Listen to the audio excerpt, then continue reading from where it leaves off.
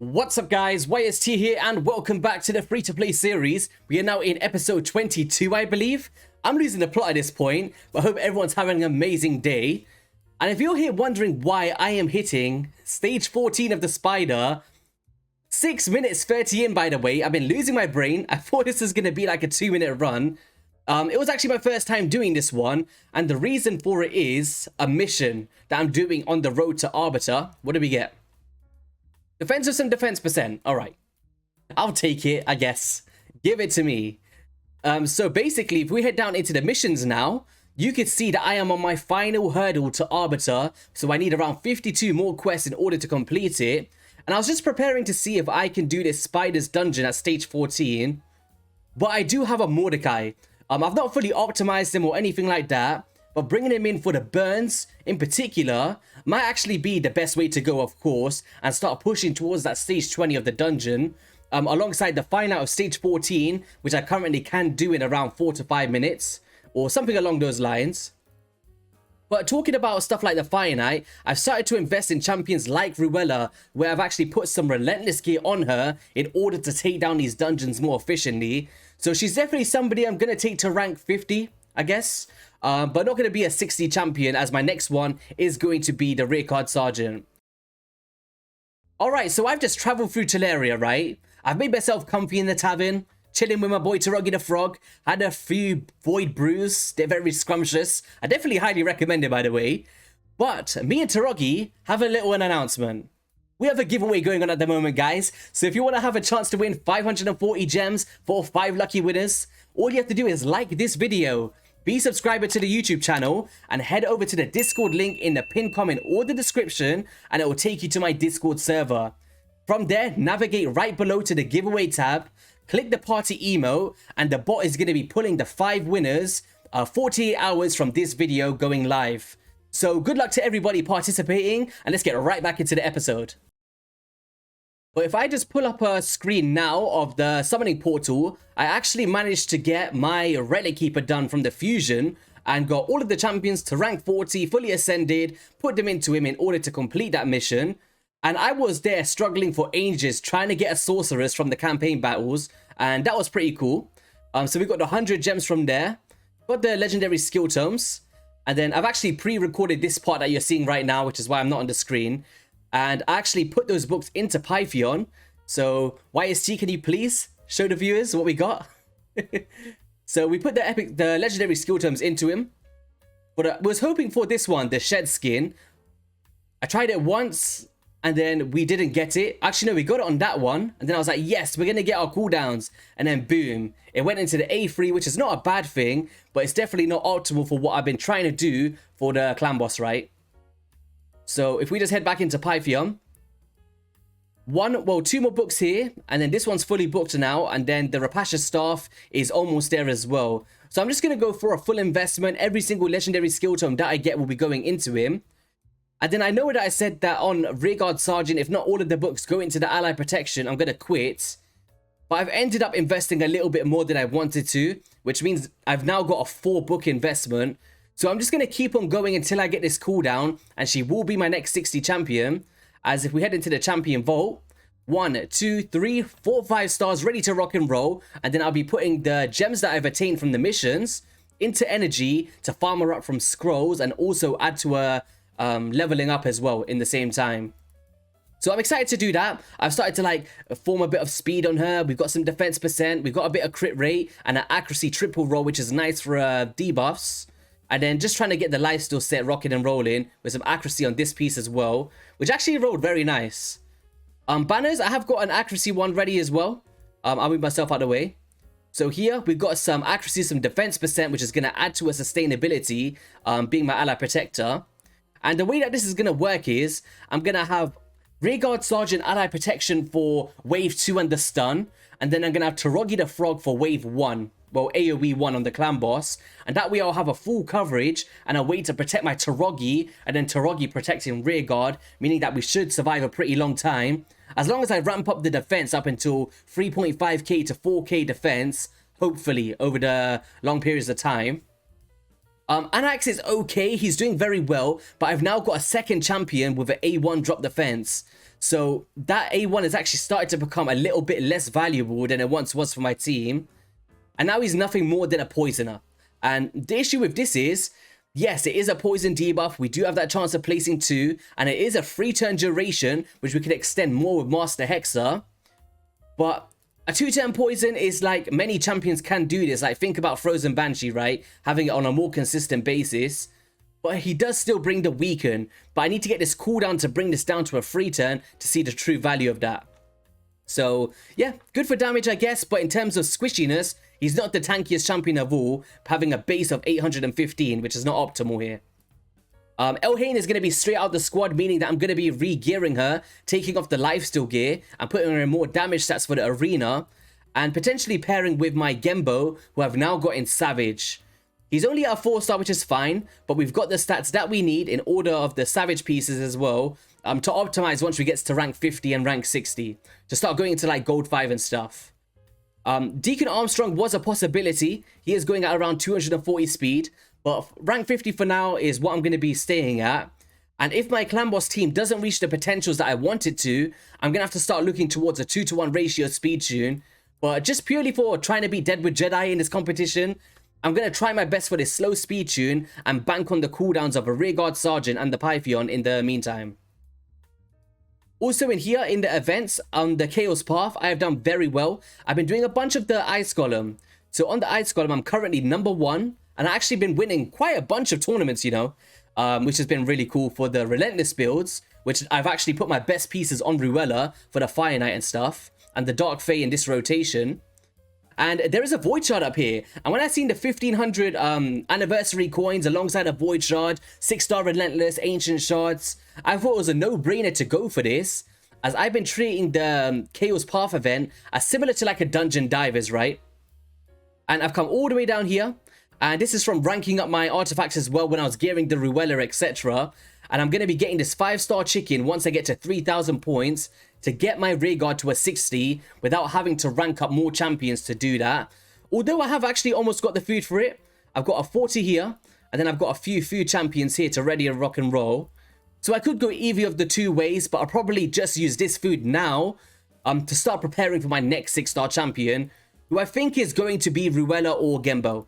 One of the 2, not decided yet. But you guys let me know, which one would you like to see me max up next? Okay, so Clam Boss. Let's see what we got today. I like to save all of my rewards for you guys, of course. We're still doing the 3 to 4 key on the Nightmare difficulty. I like to keep these epic pieces. Why not? Ooh, I was hoping for an epic skill tome. Not got too lucky with those. But this is a nice piece. A blend of crit rate, speed, attack percent. Could definitely have some off-piece uses. 100%. Not too bad at all. Arena. I think this is my best ranking so far. So I managed to cap out at gold 3. I'm going to start trying to push to gold 4. Hopefully before next Sunday. So this can go straight in the bin. Straight in the bin and straight in the bin, of course.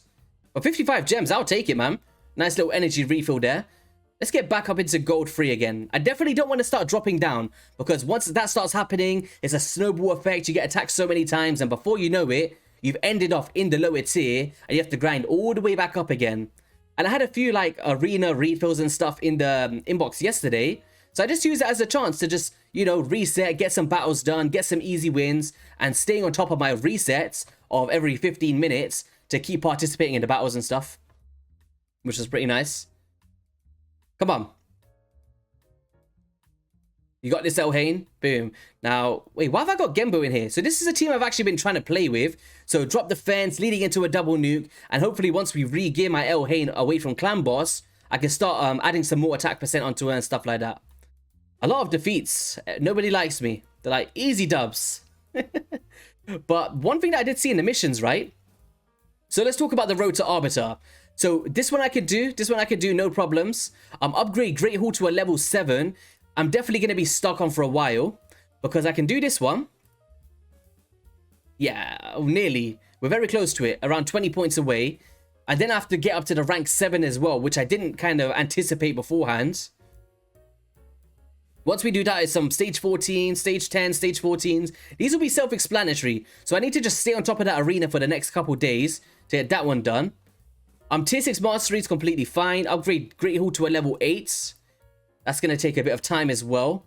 And then it's basically going to be that, not paywall, but a bit of a halt in the path, one may say, of doing the arena quests, which I am struggling a bit with at the moment. But I'm seeing some shards, a lot of gems in here, and these are great ways to start progressing my account further. Stage 20 dungeons, I'm actually very close. So when we get up to that threshold there, I think I can do stage 20 nearly on the ice golem. Few tweaks, we'll be there, no problems. Dragon's Den, I'm currently farming stage 20 in around 4 to 5 minutes. And that basically comes down to the accuracy on my deacon and the affinity disadvantages. This one, once I get Ruella, I think this will be a no-brainer. Armigers, deacons, Ruellas, we should be able to get through around at least stage 18 for now. Before I can take Ruella to a rank 60. And Spider's Lair, once I start optimizing my Mordecai, I think we'll be pretty good there as well, honestly. It's looking promising. Oh, we've ranked up. That's nice. Okay, so now I need to start staying on top of this and try slowly progress through here to start purchasing more stuff in the Bazaar shop. I've been trying to just buy the energy every week. Drexel Blood Twin is optimal. I do recommend all players to go for that. But it's going to take a long time to get it. I think I'll just buy one for now. But Ancient Shards and stuff is definitely the way that I've been trying to focus on at the moment. Let's do it. No events on. Who cares? Rare champion, and we got a Ironclad. I think he's pretty good, right? I'm pretty sure this is one that smacks. So when healed, will attack all enemies inflicting damage proportional to any surplus heal. So that could actually have a lot of effect when pairing with maybe an Apothecary. You guys let me know. Could be a nice little choice there. Now, I need to ask you guys this question. I know that I just summoned and it just counterbalances everything that I'm doing.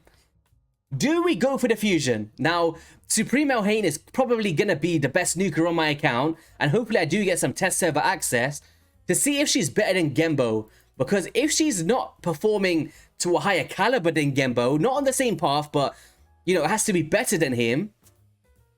I don't know if it's worth it for the free-to-play. Like, will I have a lot more benefit investing all of those resources into other stuff? Or do I just double dip with those events and tournaments and try my best to do it? Because Gembo, he's only going to take epic books. I don't have to crit cap him, which is a plus. Shards are a bit low, of course. We don't have a lot. But if we have a look in my referral links, everyone's getting pretty close here. I've actually got a new referral with YST free-to-play badass, I guess, is how he called it.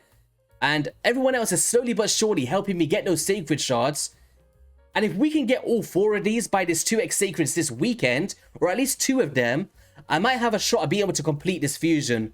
But you guys, please let me know in the comment section below if that's something that I should be thinking about doing, right? You never know. It's a 4. It's a 4 I've been thinking about. So Kittle's Path is up. Oh, I know I forgot to talk about this. This is kind of just a wrap-up episode, guys. Just wanted to keep you in the loop of what I've been getting up to, as I've got like another cool video coming out as a deep breakdown of the best champions for the Dark Fae in 2023, like I like to do. But there is 2 Ancient Shards down here. Now, don't feel like, oh my gosh, I need to summon Void Shards. I need to summon Sacreds because the Ancient Shards are better. Stay on top of your Mystery Shards, right? You can get 20 shards a day. So doing 2 temples, of Mystery Shards per day for 4 days will get you 2 Ancient Shards. And hopefully this can help you towards your Champion Trace tournament if you're completing in the Fusion. And there's a 4-star chicken in here. We got 200 energy here, 20 gems, some core hammers. I think this is a pretty good one, honestly. Traditionally, you see around 1 Ancient Shard and stuff. But some chicken, some silver, some energy. Definitely better than some promo codes I've seen out there. 100%. Doom Tower, if we head up to the top, we've actually got the Griffin I completed, guys. And I was like, wow, because if you remember in the previous rotation, who was struggling? Me.